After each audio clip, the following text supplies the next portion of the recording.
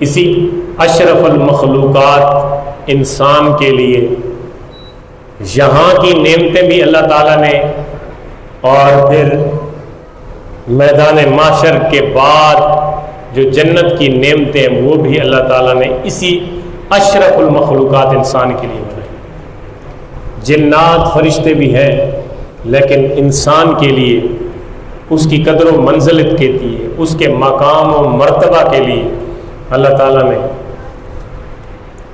خوبصورت مقامات، خوبصورت محلات، خوبصورت جنات کو انسانوں کے لیے تیار کر رکھا ہے۔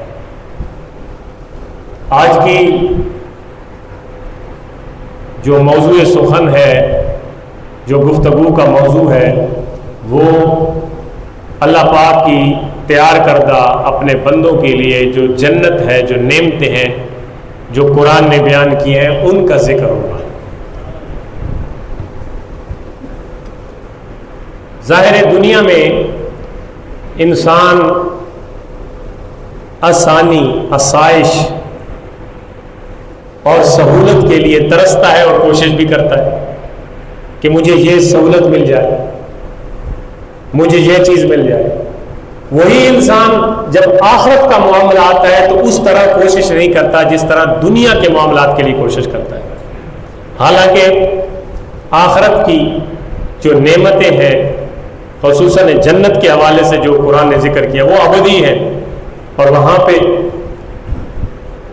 جو نعمتوں کا تذکرہ ہے، قرآن پاک پڑھنے والے، سمجھ کے پڑھنے والے جب یہ پڑھتے ہیں تو انسان اپنی اس منزل کو ذہن میں رکھے نا کہ مجھے یہ اللہ تعالیٰ قرب عطا کرے گا اور جنت میں یہ نعمتیں ہوں گی۔ تو قرآن کہتا ہے، سورۃ الدہر کی آیت نمبر 19 میں نے پڑھی ہے، جس میں اللہ تعالیٰ فرماتا ہے وَإِذَا رَأَيْتَ ثُمَّ رَأَيْتَ نَعِيمًا، جب تو دیکھے گا نا قیامت کے دن، قیامت کے دن تو دیکھے گا تو جدھر نظر جائے گی تو میری نعمتیں ہی دیکھے گا۔ یہ جنتیوں کی بات ہو رہی ہے۔ وَإِذَا رَأَيْتَ ثُمَّ رَأَيْتَ، جتھے کھڑے ہو کے دیکھے گا، جدھر بھی دیکھے گا، کیا دیکھے گا؟ نعیماً، نعمتیں دیکھے گا، وَمُلْكًا كَبِيرًا، اور تیری بڑی عظیم الشان سلطنت ہوگی وہاں پہ، وہ دیکھے گا۔ اللہ کی سلطنت تو ہے ہی وسیع نا، لیکن اللہ تعالیٰ جو سلطنت بندے کو دے گا جنت میں، یہ اللہ اس کی بات فرما رہا ہے۔ فرمایا جب تو کھڑے ہو کے دیکھے گا وَإِذَا رَأَيْتَ ثُمَّ رَأَيْتَ نَعِيمًا، جدھر تیرا محل ہوگا، جدھر تیری جگہ ہوگی، وہاں پہ دیکھے گا تو جدھر تیری نظر جائے گی تو نعمتیں دیکھے گا۔ اور پھر تیری جنت کتنی ہوگی؟ وَمُلْكًا كَبِيرًا، کبیر بڑے کو کہتے ہیں، ملک سلطنت کو کہتے ہیں۔ یہاں پہ تو بڑی مشکل سے میں 10 مرلے کا مکان کا مالک ہوں، یا 1 بگھے کا مالک ہوں گا، یا کوئی 1 مربع کا مالک ہوں گا، یا 10 مربوں کا مالک ہوں گا۔ وہاں پہ قرآن کہتا ہے وَمُلْكًا كَبِيرًا، تو مالک ہوگا کسی 1 بگھے کا نہیں، بلکہ ایک بڑی سلطنت کا مالک ہوگا۔ اب وہاں پہ پہنچنا تو چاہیے ہر بندے کو، اور پہنچنے کے لیے رستہ بھی بتا دیا گیا ہے، سیڑھیاں بھی بتا دی گئی ہیں کہ ان سیڑھیوں پہ قدم رکھے گا تو اس جگہ پہ پہنچے گا جس کا قرآن نے وعدہ کیا۔ اس لیے جنت کا ذکر اس لیے میں چھیڑ رہا ہوں کہ اگر تم ڈراوے سے مسجد میں نہیں آتے تو جو نعمتیں ہیں ان کو سن کے دل للچا کے تو اللہ کے گھر میں آ جاؤ۔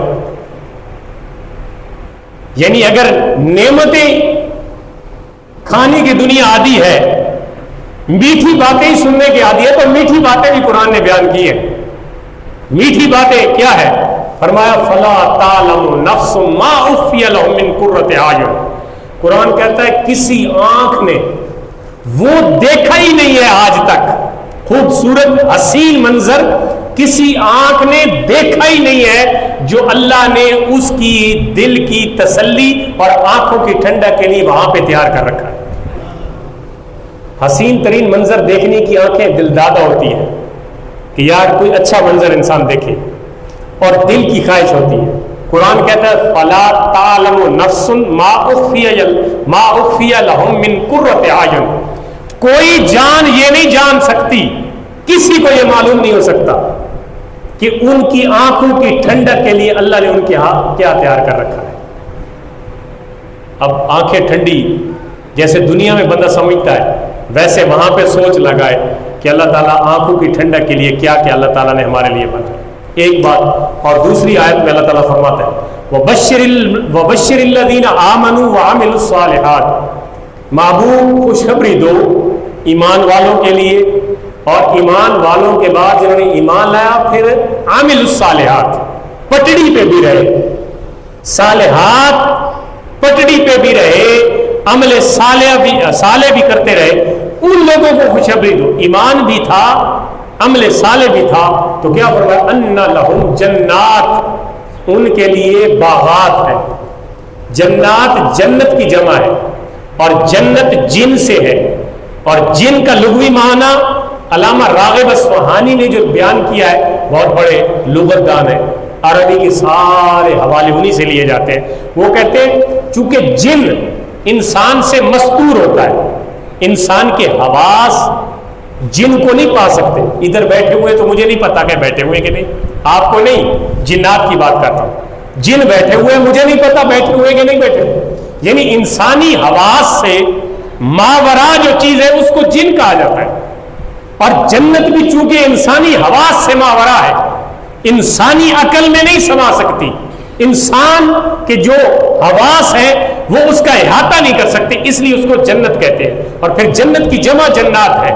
اللہ فرماتا ہے محبوب خوشخبری دو ایمان والوں کو اور نیک عمل کرنے والوں کو کہ ان کے لیے جنت نہیں ہے، جنات ہے۔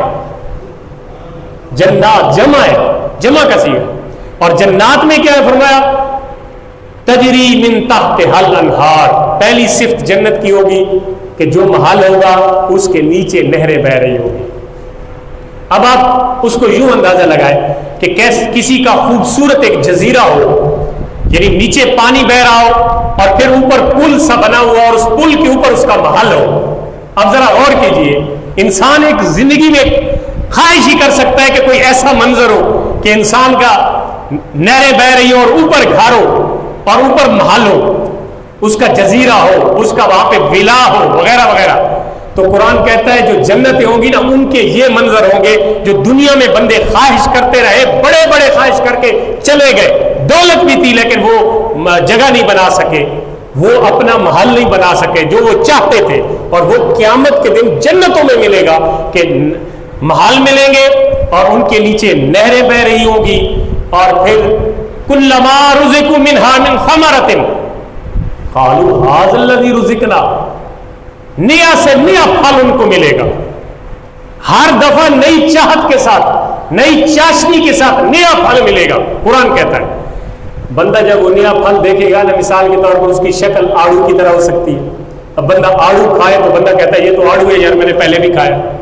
قرآن کہتا ہے جب وہ دیکھے گا نا وہ کہے گا یہ میں نے پہلے کھایا ہے، لیکن جب وہ کھائے گا تو وہ کہے گا اس جیسا تو میں نے پہلے کبھی کھایا ہی نہیں تھا۔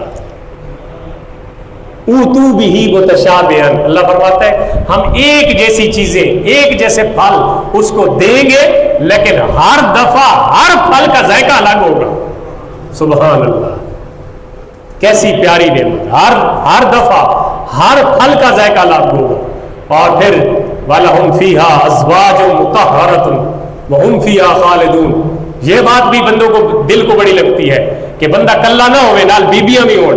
قرآن کہتا ہے وَلَهُمْ فِيهَا أَزْوَاجٌ مُطَهَّرَةٌ، ان کی پاک بیبیاں بھی ساتھ ہوں گی، وَهُمْ فِيهَا خَالِدُونَ، اور وہ ہمیشہ اس میں رہیں گے۔